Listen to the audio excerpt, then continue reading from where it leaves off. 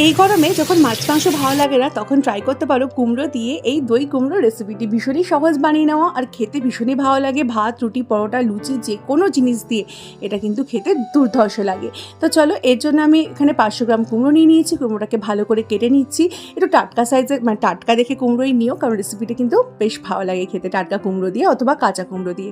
কুমড়োটাকে কেটে নিয়েছি একদম বড় বড় সাইজ করে। এবার কড়াইতে একটা মশলা বানিয়ে নিচ্ছি। 1 চামচ মৌরি, 3-4টে এলাচ আর সামান্য একটু দারচিনি দিয়ে এটাকে ড্রাই রোস্ট করে ভালো করে হামলদিস্তা অথবা এরকমভাবে এটাকে গুঁড়ো করে নিতে হবে। এবার কড়াইতে সর্ষের তেল গরম করে জিরে আর শুকনো লঙ্কা ফোড়ন দিয়ে কুমড়োটাকে দিয়ে দেবো তেলের মধ্যে। স্বাদ অনুযায়ী সামান্য একটু নুন আর হলুদ দিয়ে কুমড়োটাকে ভাজবো। মোটামুটি কুমড়োটাকে 1 মিনিটের মতো ভাজবো। ভাজা হয়ে গেলে বেসিক গুঁড়ো মশলা, জিরে গুঁড়ো, ধনে গুঁড়ো, লঙ্কা গুঁড়ো, তার সাথে নুন, স্বাদ অনুযায়ী নুন আর চিনি দিয়েছি। আর দিয়েছি এখানে হাফ কাপের থেকে একটু কম টক দই। আর দিচ্ছি সামান্য একটু জল দিয়ে ভালো করে মশলাটাকে আগে কষিয়ে নিই, তারপর জলটা দেবেন।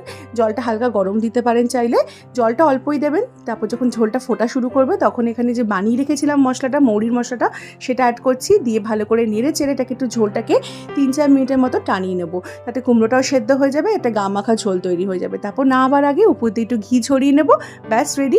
রেসিপিটা করে নেওয়া সহজ, আর বিশ্বাস করুন খেতে কিন্তু ফাটাফাটি লাগে। একটাবার ট্রাই করে কমেন্টে জানিয়ে তোমাদের রেসিপিটা কীরকম লাগলো।